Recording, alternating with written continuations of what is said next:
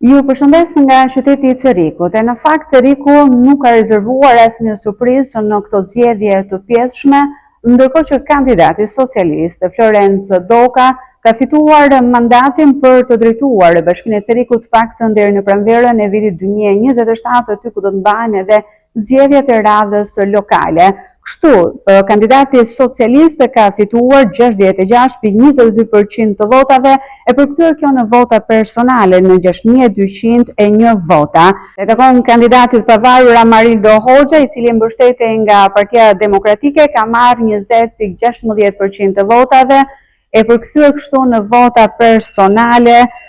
Demokrati ka arritur të grumbullojë 1888 vota. I treti renditet kandidati i Nisma Shqipëria bëhet Eligert Hima, i cili rezulton 13,6% të votave ose 1275 vota të marra personale në Bashkinë e Cerrikut. Ky proces është mbyllur rreth orës 4, aty ku ka patur edhe një shtrëngim duarsh dhe urimesh mes të tre kandidatëve, duke nënkuptuar kështu një rezultat të pranuar nga të dy kundërshtarët e Florencë Dokës. Kështu Partia Socialiste konsolidon pozitat në këtë bashki e njohur ndryshe si bastion i së majtës.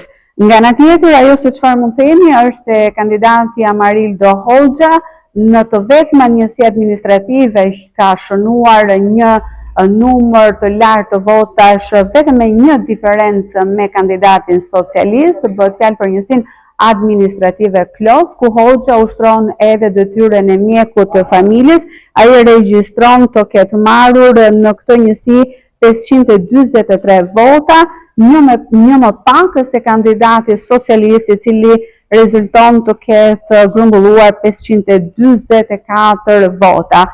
Të paktën referuar edhe të dhënave zyrtare të KQZ-s në zgjedhjet një ditë më parë në Bashkinë e Cerrikut, grup mosha të cilët kanë votuar më së shumti janë ata 65+, të cilët përbëjnë dhe përqindjen më të madhe, ndërkohë që moshat të cilët kanë votuar më pak rezulton që t'jenë mosha deri në 34 vjeç, 25 deri në 34 vjeç, por edhe 18 deri në 24 vjeç përbën gjithashtu një përqindje të vogël, respektivisht 15 deri në 16%. Gjithsesi, nëse do të bënim një krahasim të zgjedhjeve të një dita më parë me ato vendore të vitit 2023, rezulton se kemi një ulje të përqindjes së qytetarëve të cilët të marrin pjesë në votime, nëse në vitin 2023 përqindja e votuesve ka qenë 28,81, në zgjedhjet e së dielës, pra të një ditë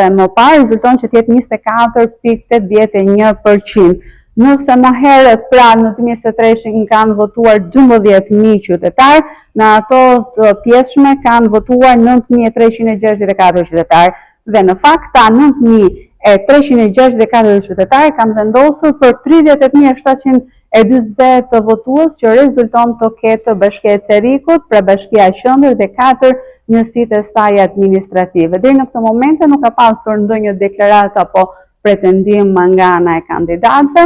Ne do të jemi së bashku për të tjera raportime.